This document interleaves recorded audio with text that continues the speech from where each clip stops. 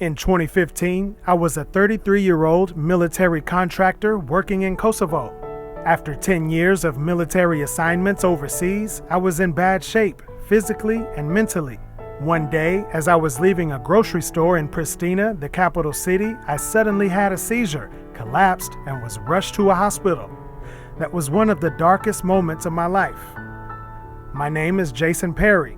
I was born in 1982 into a military family in Frankfurt, Germany.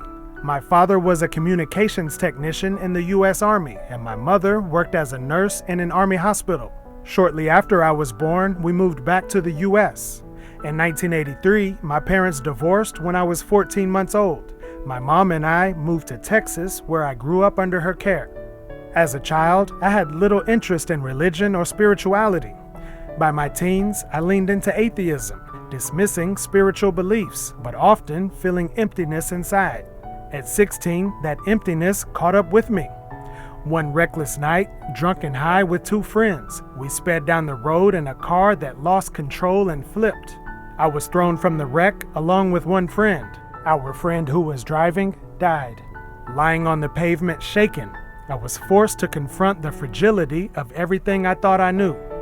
At 18, I joined a Baptist church and was baptized, later transitioning to a non-denominational church focused on the Bible and personal faith. However, witnessing hypocrisy, I drifted away and began exploring ancient African religions out of curiosity about my heritage, though the journey brought little fulfillment. Growing up, I loved playing basketball and was the point guard and captain of my high school's varsity team during my senior year. After high school, I turned down an opportunity to play college basketball and joined the Army Reserve as a broadcast journalist in 2000. I completed counterintelligence training at Arizona's Fort Huachuca in 2004. I later transferred those course credits to Cochise College toward a degree in intelligence operations. In 2004, I was deployed to Iraq as a counterintelligence agent, focusing on gathering intelligence on terrorists and conducting interrogations. During my deployment in Iraq, my assignments also included patrolling and special missions, keeping us constantly on edge as we could be attacked by terrorists at any moment. After my deployment ended in 2005, I continued working as a military contractor in Iraq and Kosovo for the next decade. During my overseas duties, I was required to analyze speech, facial expressions, and body language of possible terrorists. These experiences heightened my vigilance. Every stranger became a potential threat. Nightmares and paranoia became part of my life. To cope, I started drinking heavily and became addicted. The 2015 seizure was one of my lowest points, second only to the car accident. After going to the hospital, I was sent home. But during that period, my paranoia intensified. I felt as though everyone, even those close to me, was against me. I quit my contracting job and moved back to Texas to live with my mom. This transition was not easy. Unable to find a job in my field, I worked as a construction laborer before becoming a security officer. Years of heavy drinking and smoking took a toll on my health and wallet. I remember scrounging for quarters in my change jar to buy cigarettes.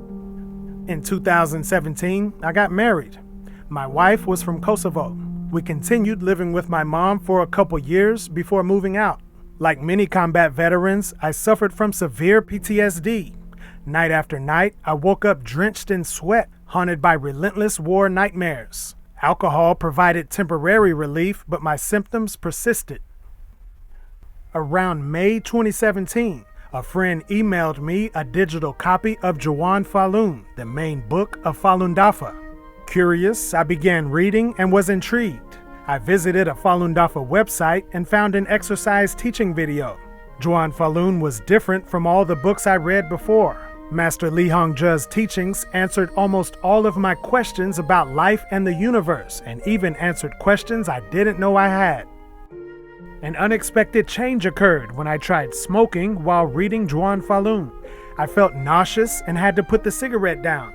Yet smoking while reading other books was fine. I was curious about my different reactions. There must be something powerful here, I thought. I decided to give Falun Dafa a 30-day trial to see if it could make an impact on my life. To my amazement, from the moment I began practicing, my nightmares and night sweats vanished entirely. Over the following months, my PTSD symptoms gradually faded. The constant paranoia disappeared and my anxiety diminished significantly. Within a week of practicing, I noticed a dramatic change. Looking in the mirror, I couldn't believe my eyes. I saw a young man full of energy. Gradually, I quit smoking and drinking without any struggle. My lifelong seasonal allergies also disappeared if I practiced the Falun Dafa exercises regularly. Beyond physical health, my relationships also improved. I used to argue with my wife at least once a week, but now I can't even remember our last argument. The same happened with my mom. I learned to be more considerate of how my words might affect others. Inspired, my wife began practicing Falun Dafa and experienced better health and mind. Falun Dafa helped my job performance. I got 2 promotions, becoming a security account manager, supervising about 25 officers. I began sharing Falun Dafa with others and witnessed remarkable transformations in their lives. A co-worker's diabetes vanished, astonishing his doctor. Another's wife, who struggled with chronic insomnia, finally slept soundly after trying the exercises. A contractor with a knee injury got instant relief and returned to work. In 2021, I left my job to join NTD Television Network as the national security correspondent, and I've been covering wars and the Middle East. I also reported local events in New York City until we moved back to Texas to work remotely for NTD in December 2024. My wartime experience and professional training is a big plus for this job. What began as a 30-day trial of Falun Dafa has become a 7-year journey. Today, I have a healthy body and mind and a happy family. In 2024, we welcomed our first child, a handsome baby boy. Falun Dafa has provided me with a sense of purpose and a deeper understanding of the world, my African heritage, and current global events. I feel incredibly fortunate to have discovered this practice, and I hope my story inspires others to explore this opportunity.